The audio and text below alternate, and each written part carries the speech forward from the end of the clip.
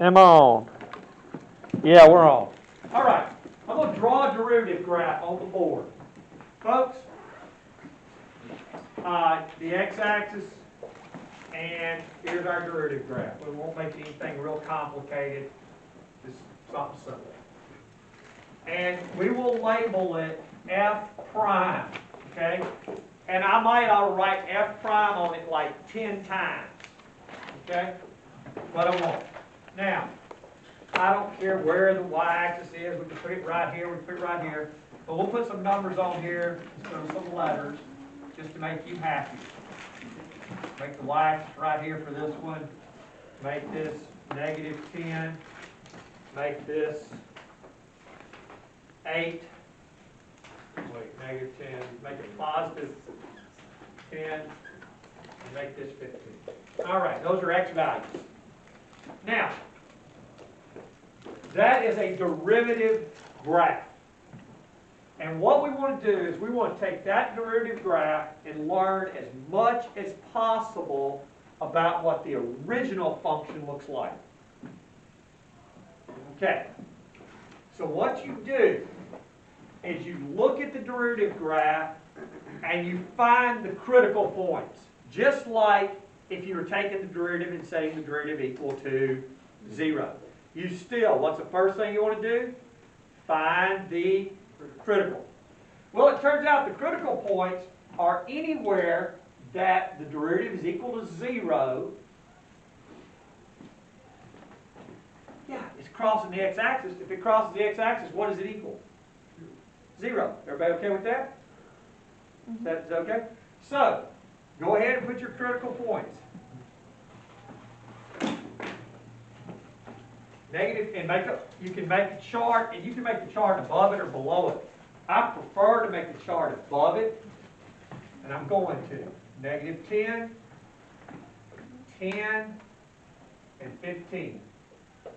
And I'm going to put F. Let me move David here and put F.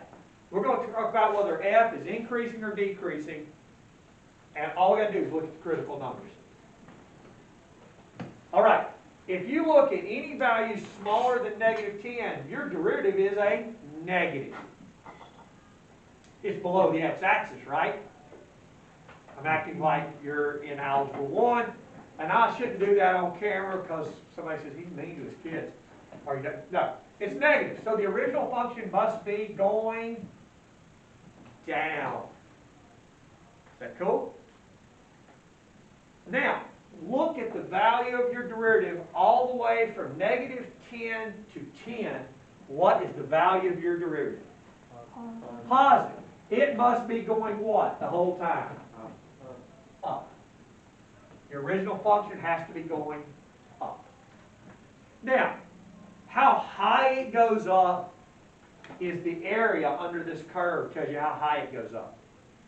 Like if you want to know how much it increases between x equals -10 and x equals 10, you would find the area under here, which is Calc 2, BC Calc. Actually, it's supposed to be Calc 1. It's supposed to be AP Calc. Area under the curve is, that's what I was going to start teaching David, so no reason we'll save it. Now, but the area under the curve actually tells you how much it went up. For right now, you just got to realize that since the derivative is positive, the original function goes what? Up. Is that cool? Now, between 10 and 15, the derivative is what? Negative. So the original function must be going down. Don't know how far it goes down unless I find the area of this little region right here. And it would be a negative area because it's considered negative below the x-axis. All right. Then, once you get past 15, the derivative stays what? Positive. Your function better be going what? Up. These arrows are not what the derivative is doing. Those arrows above it are what the original f function is doing. Now, you say, Mr. Evans, why would this be important? Well, let's say this was a cost. This was a change in cost, a marginal cost graph. If this was a marginal cost graph, you would know the cost was going down up till 10 years ago. And then 10 years in the future, you think the cost will start going what? Down again. Marginal is a rate of cost change. When you talk about marginal cost, you're talking about a derivative. Anytime you see the word marginal in business calculus, it's the rate of change in cost. You talk about marginal profit, the word marginal profit means rate of change in the profit. It's a derivative. Okay? So, or you could be in a physics class and they could tell you this is the velocity. Well, you would know before negative 10, your particle was going in the negative direction. You would go between negative 10 and 10 that your particle was going in the what? Positive direction. Is that okay? And then between 10 and 15, you'd know your particle is going in the what? Negative direction. Because velocity is also a derivative. So it turns out there's a lot of cases in science where you know the rate graph. These are known as what? Rate graph. And from that rate graph, you want to know what's happening to the original amounts. Okay? That's where this comes in. That's the reason interpreting these graphs, derivative graphs, is important. Now, I want to talk to you about concavity because I can teach you something here. Concavity. I want to put this in a red. Yeah, we'll do concavity. Okay, we're going to talk about concavity. Not with that red pen, we're not. Try a new one. Concavity.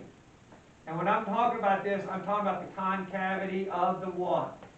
Original. Okay. Concavity requires the second derivative to be positive. So let's talk about concavity for just a second. Concavity, F double prime equals a positive. Or F double prime equals a what? Negative. If F double prime equals a positive, it smiles. If F double prime equals a negative, it does what? It frowns. Now, if it switches from smiling to frowning, listen to math right now. Heart of Darkness is a great book, but we're going up the river in math. Yeah, we're going up the river in math, and we're, there you go. Now, since you got Heart of Darkness out, no, that's Kubrick. Kubrick didn't do, Kubrick did not do the movie Apocalypse Now. Yeah. Say his name again.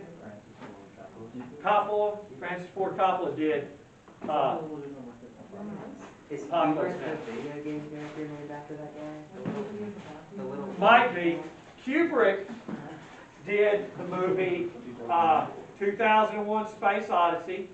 He did the movie based on a book that y'all read, Clockwork Orange. And I'm not sure which ending he put in his movie.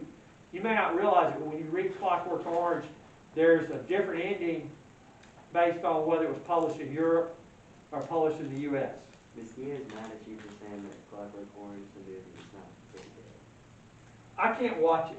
It's a good movie, but I can't watch it. She didn't like that. It's tough. Why?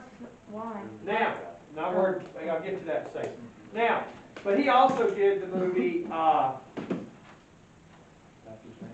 I forgot that one. What else? Shining. I didn't know he did The Shining. Yeah, and he did the Vietnam movie Full Metal Jacket. Now, my voice. Did you hear everything I just said that gives you a chance to learn? Is The Shining the movie where Jack Nicholson at the hotel that's in, with the little boy? Yeah, wasn't that Okay, yeah. Now, I'll tell you about Kubrick. There's a fellow that wrote 2 books. He wrote the book Dispatches. His name's Herr. It's the greatest book ever written in the modern world. Michael Herr wrote Dispatches. Did you know the name of the book I just said? Dispatches. Good. Yes. Now, I wish I was not interrupted by students. I wish they I'm just sorry. sat there and never, you know. But you're not, you know, you're good. You usually say great things. I'm trying to talk right now. But Michael Herr wrote the book Dispatches. And you will see quotes from dispatches in all kinds of books about the Vietnam War, because he wrote, he stayed in Vietnam for a couple years, and he wrote some really good stuff. He's as good as Graham Greene. He's better than Graham Greene, although I love the Graham Greene stories about Vietnam. Because they had the woman named Fauna. Graham Greene was having an affair with a woman named Fauna in his book. So she'd be fine green? She was fond of green. Yeah, well, we won't talk about that story anymore, but anyway, Kubrick dropped out of high school, dropped out of college in England, just dropped out of the whole system, and then he becomes one of the great film producers and photographers of our day. He actually did a movie where he used photography that NASA, he developed some photography for low light stuff for NASA, and he uses it in one of his movies. So he was a brilliant person. And the fellow, Michael Herr, that wrote he wrote the book about Vietnam, and then he wrote a little short book about knowing Kubrick after Kubrick's death. And he basically says, yeah, Kubrick dropped out of school, but Kubrick already knew everything we knew at that time. Kubrick had already read everything and consumed all the knowledge, and he was bored to death. It's not like he dropped out because he was lazy and didn't know anything. It's just like he'd already read all the books they were supposed to read, already done all the math they were supposed to do. He was just far enough ahead he didn't need to be there anymore. And that's Kubrick. The cool thing about that picture is I had a picture of him when he's young. And when I met the fellow that did this, that's not my writing, this fellow, the NASA physicist, knew him, and they were good friends, and that was who was telling me about how he had done work with NASA's photography equipment. Olivier, what's that guy's name? All right. The Buffon needle is what I taught y'all about, throwing the needle on the table and playing the game. That's who told me about the Buffon needle. This guy right here. All right, now let's talk about concavity.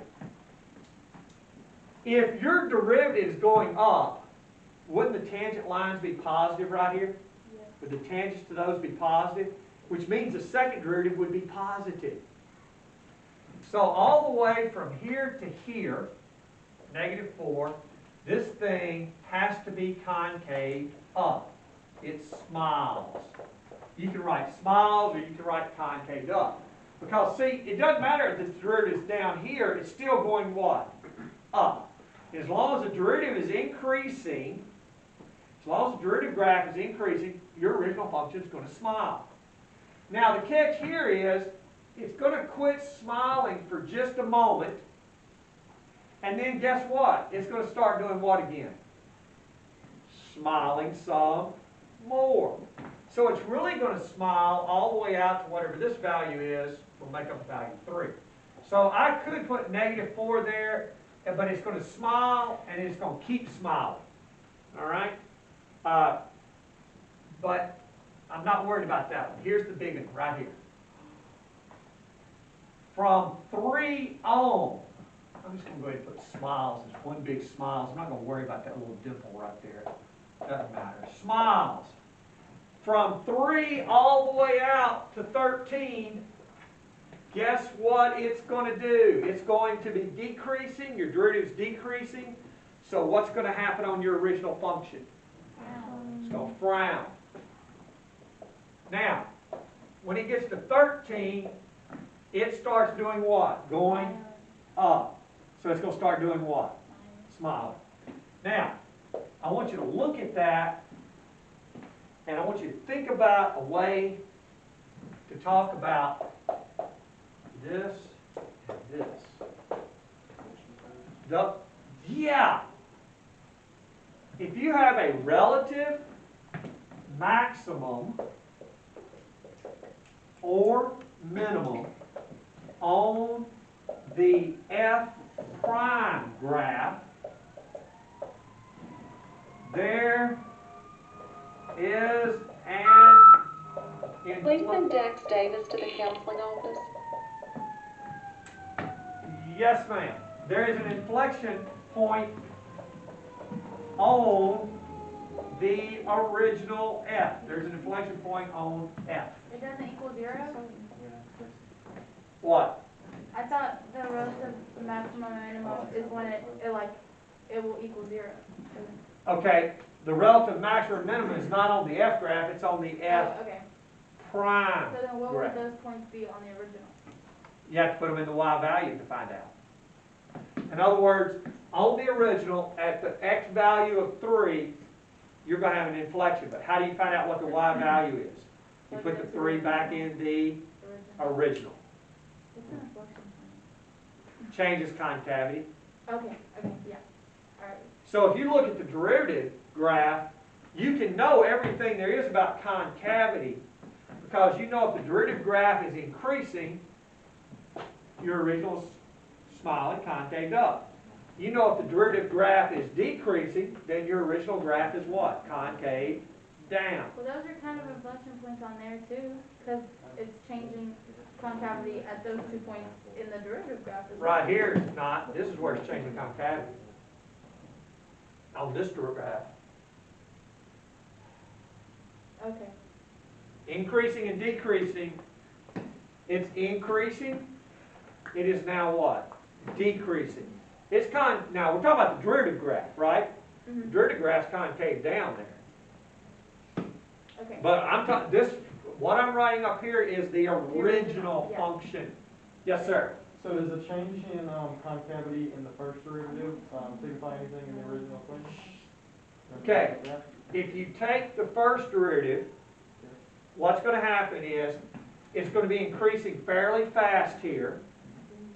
Then it's not going to be increasing very much in the original. I'm talking about the original function. Okay? It's not going to be increasing. It's going to be increasing whatever this value is. Here it's going to be increasing pretty fast, right? Because that's the highest slope you get.